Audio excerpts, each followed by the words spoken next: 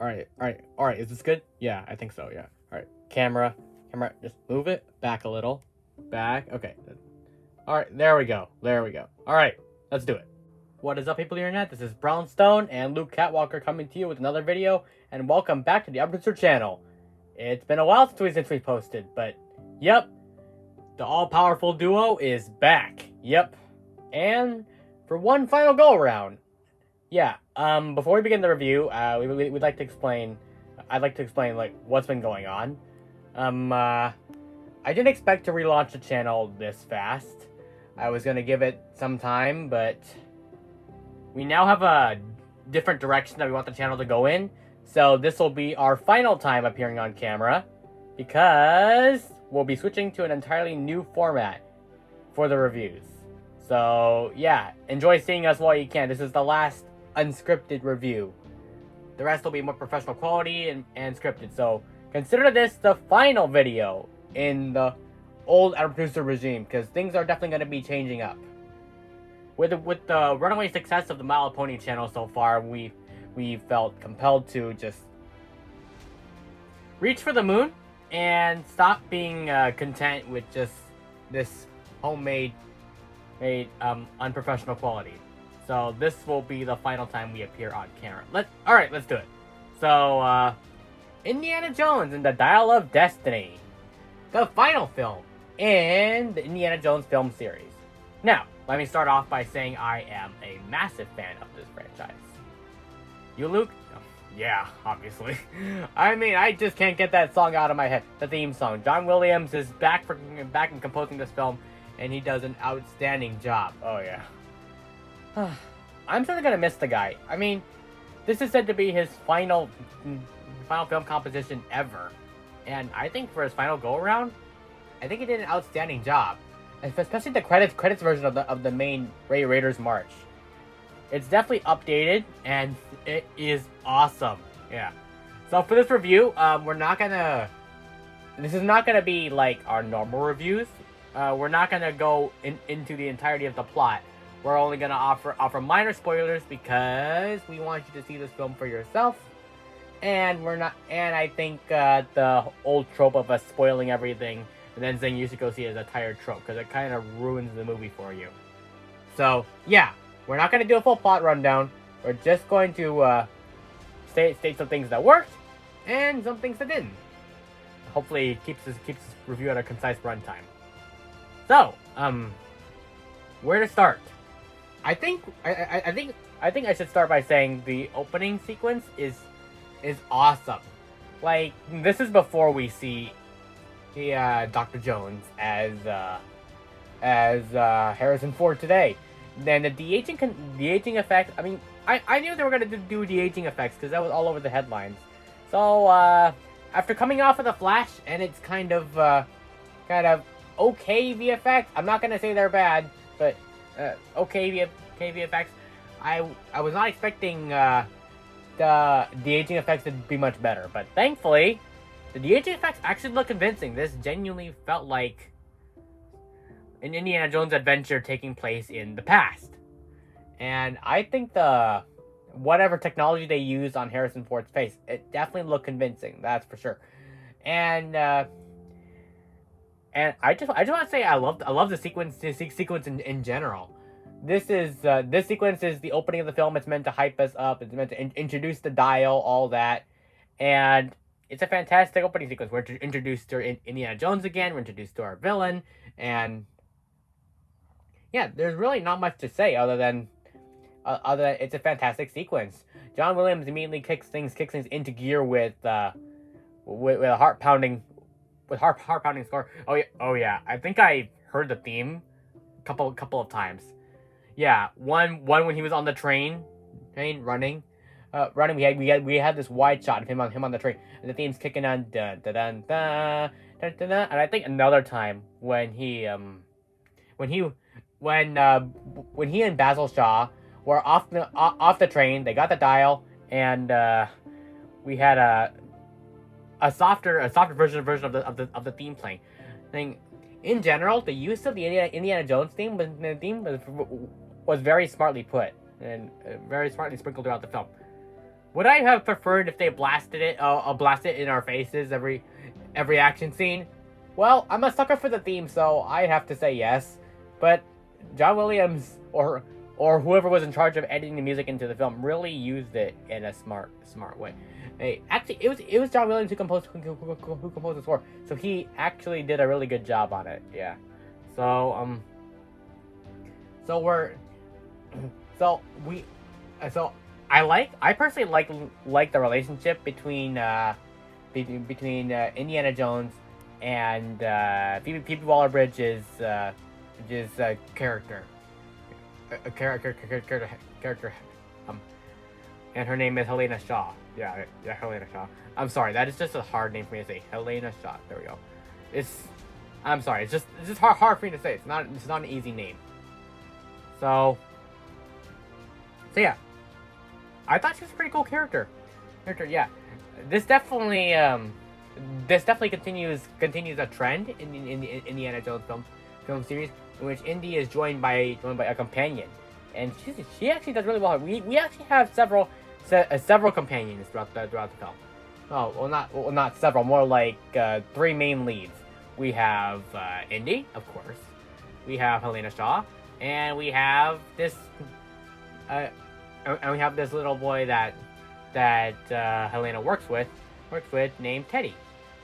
So we have these 3 leads, and they're tracking down the dial of destiny, the Archimedes dial, I can't say the Greek name. We'll just call it the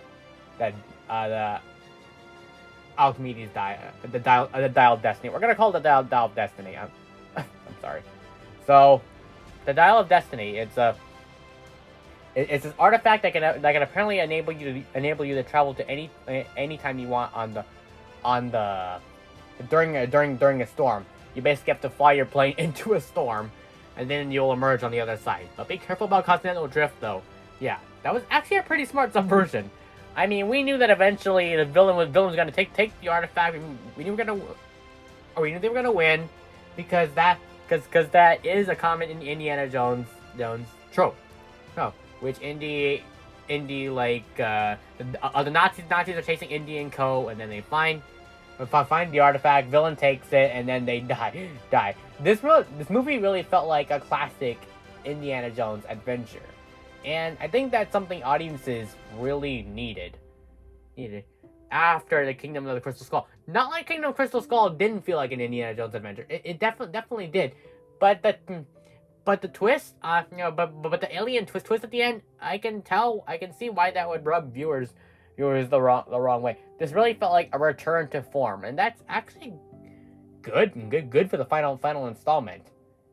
Does it feel like a final installment? Not really. Really, hear me out. The ending, it leaves things open. If that's something, I think what James Mangold was trying to get at was that Indiana Jones goes on more adventures. He comes back, but we're not going to see them. Yeah, if that makes sense. We're not gonna see those adventures. This is his final adventure, somewhat coming out of retirement. This is the big change in his life, and the ending definitely makes that clear. In which we zoom out on a shot of his hat, and then Indy takes it right before it fades up and it cuts to black. That was actually a pretty smart subversion. And it actually is kind of a nod to Kingdom of the Crystal Skull. There's no mention of those events other than Mutt died in the Vietnam War. Yeah, okay. So we knew they were going to explain the fact that Mutt Williams wasn't here since Shia LaBeouf's performance wasn't really a highlight of that movie. So we knew he wasn't going to return, and they were going to explain it. The way they explain it was honestly pretty interesting. This movie takes place after the Apollo 11 landing, in the height of the space race, and during the Vietnam War as a result. So what happened to Mutt Williams? He enlisted in the army, got killed in action on the line of duty, and apparently that's why Indy and Marion Ravenwood when it broke up. Yeah, they broke up. You didn't expect that, huh? Because they got remarried at the end of Kingdom of the Crystal Skull, and then this movie's like, no, they broke up. Did we like that? I well, considering Marion Ravenwood doesn't factor in much into the plot, it's mainly used as a plot device for Indy's for why Indy has kind of retired from that life. He feels like he's got nothing and no one to live for, which is why he's in that depressed state at the beginning of the film. So I think it does work, though I would have liked to see more of Marion, considering this is billed as the final installment. And the way they reconcile was sweet and heartwarming. So I'm not gonna mark a point off that. It's just, I wish we could have seen more of her, right? Right? Maybe she shows up during the climax, and she and Indy have this reconciliation, but before or they can fully talk things out, she's kicked off the plane or something. I don't know. Maybe Helena finds her or something. I don't know. I would like to see more Marion. Other than that, I think her utilization was pretty smart. Really, yeah. I think personally that she was used pretty effectively. Really, yeah. I mean, we didn't want to overuse her because part of the crutch of this movie is Indy living again. You know, like he's being forced into retirement at Hunter University, and he needs to and he needs to find people to live for. That's part why the other part where he says he wants to stay in the past is very heartwarming because he doesn't feel like he has anyone in the present, and Helena reminds him that he does, and then that's when Marion shows up, and then Sallah, then everyone else. Oh, did we mention Salah's in this movie? Oh yeah, he is. Again, he also wasn't utilized very much, which problem? Yeah, I think. I mean, we can kind of excuse Marion's lack of involvement. But Sallah, really, you're only gonna use him in two scenes, really? As one of Indy's closest friends and being long time fans of this franchise, the fact that he wasn't used a lot is kind of a problem. And again, this wouldn't be a problem if this wasn't billed as the final installment. I think what I would have wanted to see was the core characters being used more, you know. Yeah, but enough whining, because there is a lot to love here. We were on Helena's character, right? Yeah. This is not scripted. We're not cutting this. I liked how morally ambiguous Helena's character was and the arc she has to go through. Everyone was complaining about this being woke and that sort of thing, and yeah, of course you're gonna hear that in online circles. Yeah, online circles. Why am I not surprised at this point? But I don't think it was. I mean, you do definitely have these moments where she kind of takes the spotlight away from Indy, but I don't think there were any moments where she outright upstaged him. She acted in a way every Indiana Jones companion should. I don't think she really hijacked the film. If that makes sense. She was used a lot, but I don't think she hijacked the film. And I really liked the arc she went through. Like she felt abandoned by her godfather Indy, and her father died, so she basically had to struggle alone and stuff. So that's why she got involved with the mob, with the mob and that sort of thing. And she basically has to live for people, and not money. She has to open herself up And that's part of her arc. I think that's a really good arc, because while Indy's teaching her these things, he himself has to open up himself. That's part of the contrast, contrast between the two characters. While Indy is teaching her you can't just live for money, and you also have to live for people. Well, he himself has to do the thing, and I think both characters learn a lesson. I would have preferred if there were some dramatic realization on Helena's part. It seems like after Indy gets kidnapped for or gets abducted for the third time, she's suddenly like, oh, time to be a good guy. Good guy. I don't mind that personally. I just would have preferred to see a more realization, not ham-fisted, but more like this realization where she's like, what have I done? I think that would have been enough, yeah. Because doesn't really feel like we got that moment. I think it's implied. Implied, yeah. I think it's implied. I don't think it really needs to be ham-fisted. It doesn't. No. It doesn't really need to be ham-fisted because we get the point. I think after Helena's seen what her mob bosses gave her in return for her services, basically trying to shoot all of them and stuff. I actually there was a piece of comedy where Indy's like, you're being chased by your fiance or something like that. Oh yeah, that was funny. These movies still know how to have humor. That's for sure. Yeah. So yeah, but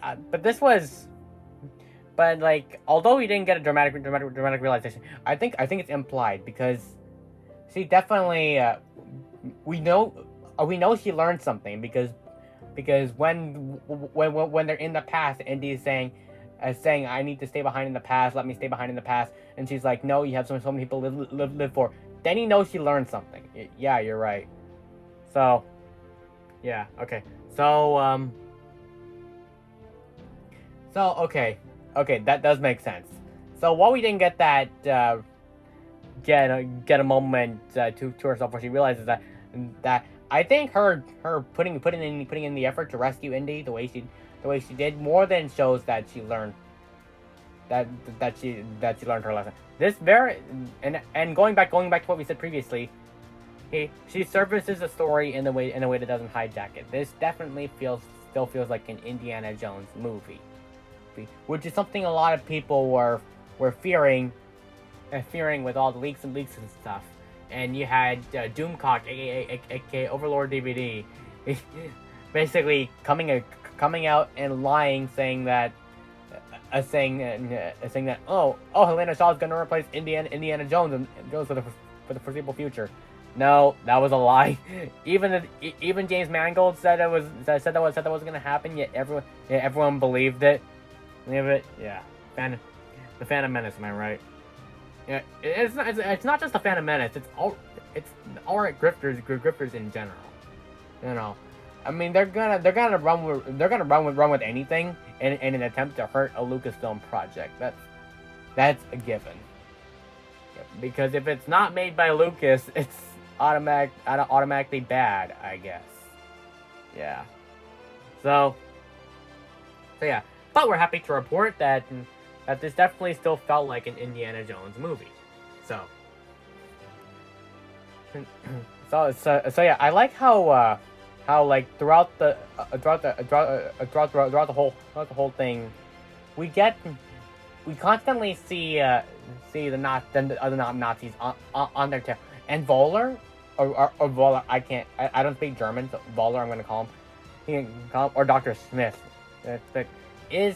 Is a very threatening villain. His motivation is that he wants to go back in time to 1939 and kill Adolf Hitler, so that he can become the new Führer and wreak havoc on the world and bring Germany to victory. And that was an interesting motivation. Like, you have all of these, like, throughout all these movies, you have the Nazis going from like going after the artifacts for personal reasons. But this motivation definitely felt like a bit deeper than oh, we're the Nazis and we want magical artifacts because why not? Why not? And Voller's motivation definitely felt interesting. Like, if your country lost the war, if you had the opportunity to go back in time, wouldn't you want to go back and undo that defeat? And it got me intrigued in the theater, thinking, what if Hitler never became ruler of Germany? What if this guy did it instead? Now there'll probably be the usual atrocities, but the beauty of what if scenarios makes you think if this guy succeeded, what would he have done? What would he have done? How would he have led Germany differently? How would history pan out differently? Would Germany have won the war? Would Germany have won World War II? That's interesting. So the plot basically follows Helena, Indy, and Teddy's quest to retrieve the two halves of the Archimedes dial destiny, which was split in half by Archimedes back in I forgot what BC, but it was definitely during the Battle of Sicros, I think. I totally butchered that. Yeah. So he split it in half. So the movie's basically a fetch quest to find the two halves before the Nazis do. But of course the Nazis find them, and there are some fantastic character work throughout the film, not just with Indy, not just with Helena, but with Indy himself. As I mentioned, he has this arc where he needs to learn to open up to people again, and it's a very good final arc for the hero. This definitely felt like it treated Indiana Jones with respect most of the time. I mean, there is that moment which I think people are gonna latch onto, as we stated, in which Helena takes charge and basically does all the talking before Indy. I think people are gonna latch onto that and then say the whole movie's woke when it's not. It's not. Like, she definitely has her own agency, but she doesn't upstage Indy in the whole film. I believe. Yeah. So yeah. But a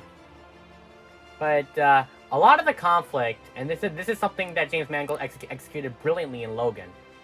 A lot of the conflict lies with Indy himself, and I think that's one of James Mangold's strengths as a director, is that he really has this eye for interpersonal conflict. And he also knows how to shoot epic stunts with old men. Oh yeah, right. I mean, Wolverine and Logan still knew how to fight and that sort of thing, and the same rings true for Indy. And I think James Mangold does a really good job of making this film feel like an old-time Indiana Jones project. That's what promised the film would be, and I definitely felt that. I think it helps that Spielberg, Steven Spielberg, although he wasn't directing, he definitely stayed on as producer. And I think his involvement really helped. I think with the two of them working together, they really helped make the film feel like an old-timey Indiana Jones film. Now since this felt like an Indiana Jones, a classic Indiana Jones film, I don't know what it would have been if Lucas wrote it instead of whoever wrote this one. I forgot the writer, but I don't know. I don't know how this film would have panned out differently if George Lucas ended up writing it. that is a curiosity. But a lot of this film just feels like a classic Indiana Jones film. When the other Nazis are chasing them, Indiana Jones and companions have to go after an artifact. You have these map transitions, all that, all that. It definitely took me back to when I watched when I watched the older films. You almost definitely. I'm a huge Indiana Jones fan. Heck, just talking about it gets the theme song in my head. I am a super fan of this franchise. So when I went into this, I was expecting a great last hurrah, and for me, I got that. Yeah. So there's a lot of great. There's a scene where they're underwater, and yeah, I'm gonna draw comparisons to Avatar: The Way of Water. The water effects are infinitely better than that film. But I think the water effects are fine here.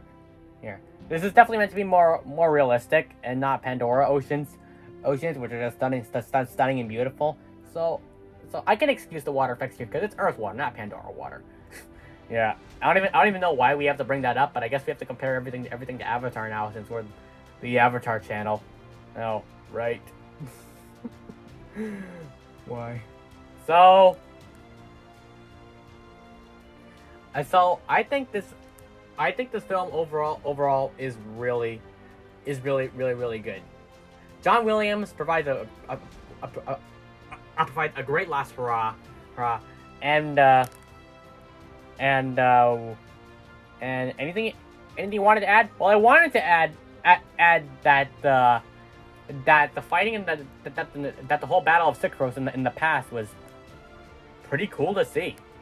Hey, right? I mean, Indy's just mesmerized by the whole thing. We're witnessing history. Yeah, dang right you are. Are you witnessing? You're witnessing ancient history, dude. And now the fighting definitely wasn't any 300. I mean, 300 did Greek battles better than anyone ever will. But I mean, Zack Snyder did 300 better than did Greek battles better than anyone ever will in 300. Okay? But I honestly thought this was pretty nice to see, really. Hey, that we actually get to travel into the past and witness a historical event, and the twist in the near the third act, where Indy and Helena discover Archimedes' tomb and discover there was a clock, there was a watch on him. Then Indy's like, wait a minute, clocks weren't invented, and then that's when he realizes, oh wait, Basil, the thing that Basil said, it was real. It was real. No, at the time, fissures were real. Because before he didn't believe that. Because Basil apparently died being obsessed over the dial and trying to figure out the whole meaning of time travel. And Indy didn't believe him, but now he does. So, and I think that the ending was very powerful. Well, yeah, it really was. Indy's like, leave me here. I don't have anyone to live for. And then after Archimedes discovers them, and Helena tries to kiss up to him. No, please don't let him stay here, because Indy's like, please let me stay here. And then she's like, nah, don't let me stay here. Don't let him stay here. There are medicine in the future. People need him. That was actually that was actually pretty funny and tragic at the same time. Yeah, because Indy doesn't have anyone to live for. Marion left him. Mutt's dead, and yeah, and that's what makes the end the final scene so powerful. We have Helena knocking him out. That was pretty funny, and then we have this full circle moment. So when we were first taken into the present, we had this shot of the window, and some pictures, and some pictures on a cabinet. And then that's how we go back to the present. Does it really? And it provides this full circle moment. Like Indy's waking up, Indy's waking up at the beginning, and he wakes up at the end, which I thought was pretty clever. It was a pretty clever filmmaking technique to start and to start the present day scenes with the same shot and end the present day scenes with the same shot. So Indy's like, you should have left me there, and Helena's like, no, I couldn't have. I don't have, and he's like, I don't have anyone to live for, and nothing's said, but Helena smiles, and then the first person to walk in is Marion Ravenwood. Like Indy's just shocked. He can't speak. Yeah, okay, we're going into spoilers again. Indy can't speak. They start to talk for a bit, and then Sala comes in with the grandkids. Then they all go out to get ice cream, leaving Indy and Marion alone. That was a smart choice, because the final scene of the final Indiana Jones movie belongs to Indy and Marion.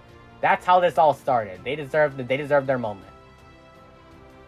So then they reminisce about their conversation they had on the boat, and then they kiss. They kiss three times in fact. And the final kiss with that wide shot was perfect. And the final shot of the film is ending on Indy's hat on the railing, on the balcony railing. And then as we have an iris fade to black, suddenly Indy takes it. Symbolizing once and for all to the audience that he is back as Indiana Jones and back better than ever. Unfortunately, we're not going to see any more of that, and that's a shame. So was this film the redemption in the Indiana Jones franchise was looking for? Absolutely. There are some flaws with the film. Some core characters weren't utilized as well as I would have liked, right? And there were definitely some moments that I thought could be improved. But the positives far outweigh the negatives in my opinion. This definitely is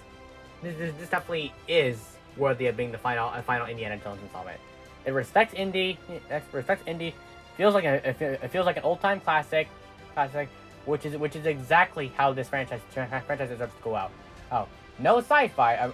Okay, some sci-fi, but not outlandish sci-fi.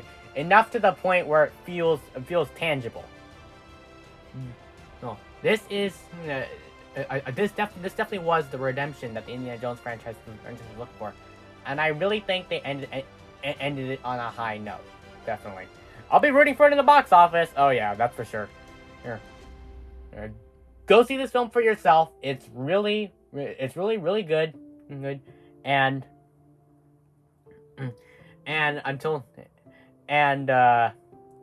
I advise you to see it for yourself, as it definitely deserves it. If you're an Indiana Jones fan, you're going to love it. Just go in with the correct expectations. While it is really good, don't expect a lot of Marion and Sala. If those characters make the films for you, I'm sorry, you're probably not going to enjoy it then. But if you just want to see Indy going on a global adventure like he usually does, and kicking butt, then yeah, you're gonna love this film. As massive Indiana Jones super fans, we definitely recommend this, and we would give it what was our agreed upon rating again, Luke? I was going for a 7.5, but I think we'll give it an 8. 8, okay, 8 out of 10 it is. So. No, Indiana Jones and the Dial of Destiny gets an 8 out of 10. A very strong film, and James Mangold proves he's a worthy successor to Steven Spielberg. Well done to everyone who made it, and to Harrison Ford, thank you. You ended Indiana Jones on a really high note. Thank you. As massive Indiana Jones super fans, we thank you for everything you've done. You've created an iconic character. You've created an outstanding legacy for this character that will never go away, no matter how much time passes by. You've done so much as this character, and you deserve to take this absolute victory lap, man. You are awesome. Both as Han Solo and Indiana Jones but especially Indiana Jones. I can we can definitely see why you're more attached to this role, and I'm very happy. I'm very happy that you got to deliver this final go around. This definitely made us really happy. Yeah. Is he watching this? I don't think he's watching this. But if he is, if you are, man, then we just want to say thank you, because Indiana Jones means a whole lot to us, not just as a character, not just as a franchise, but the character as well. Oh, you've done so much, and yeah, thanks. Well, we will always treasure these 5 movies you've given us. Now who wants to watch the Raiders of the Lost Ark now? Oh, I do. Let's do an indie marathon. Woo! All right. All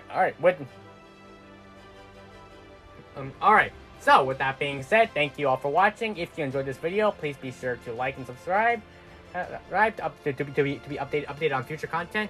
And with that being said, we will see you all in a different video, just not on camera. Bye.